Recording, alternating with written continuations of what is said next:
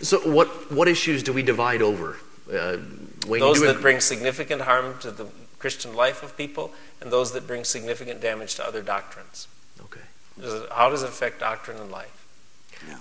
Now, there are some doctrinal issues that in your book, your systematic theology book, you say Christians shouldn't divide over, and yet there are many Christians that over end times. Some people would leave a church over their pastor's view of end times or miraculous gifts. What are other issues that sometimes Christians divide over, but you think that they shouldn't? Well, divide for what? I mean, I think churches should have a right to define their doctrinal basis, and you should decide that officers in your church and maybe Sunday school teachers would agree with you.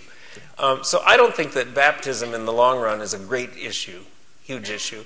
But I think Baptist churches should insist on their view of baptism, for instance. Though I don't think so. And I guess I told you, the Lord's joke on me is that I believe strongly in believers' baptism. And I brought up 3 sons to believe in believers' baptism. So what do I have now? I got 3 believing sons, but 1 Presbyterian and 2 Lutherans.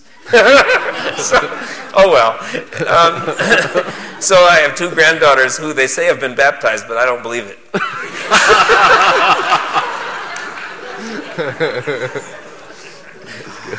Makes them happy, I guess. That's it.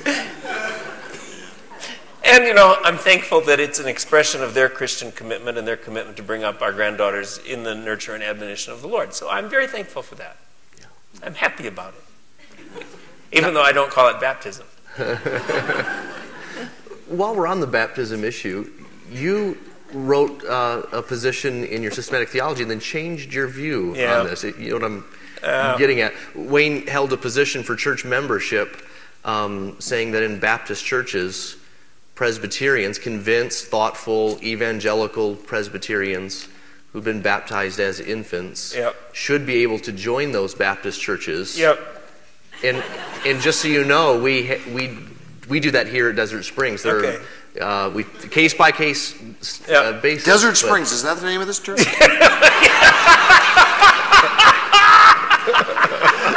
That you have clearly influenced.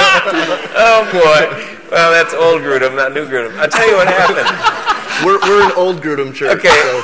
I thought, isn't this nice? A Baptist church can admit people who haven't been baptized as believers, and everybody can be happy, and they can be members. And I just couldn't persuade the elder board at my Southern Baptist church, of which I was a member of the elder board. They just didn't see it. And then a layman in another state was talking to me once and said, Wayne, we can't do this as Baptist churches because it really is saying that we can admit unbaptized people to church, and baptism doesn't matter. And I said, well, they've been baptized as infants. But you don't believe that that's baptism. So, you see, really to do that, it's kind of acknowledging that baptism apart from profession of faith counts as baptism. And so I changed the paragraph in the book. You want to comment on that, Randy? Well, let me just comment on the changing the paragraph in the book, which I really appreciate because I have had letters come to me. I've thought through different issues, and I've gone back to publishers and said, I don't agree with this anymore. I need to rewrite this. And, oh, man, that's going to be tough because, when we republish, we're going to have to do this. It's going to change the page count. It's going to, well, you've got to, you say what you believe at the time. On the baptism issue, probably I don't have a strong, belief on that, except I guess I would say that if a church is a Baptist church, I would expect them to stick with that basic doctrine. But I had been in an evangelical free church, and they allow both options historically. That's what Trinity is. So I can see that works too. Yeah. Okay. So I don't. It's not a.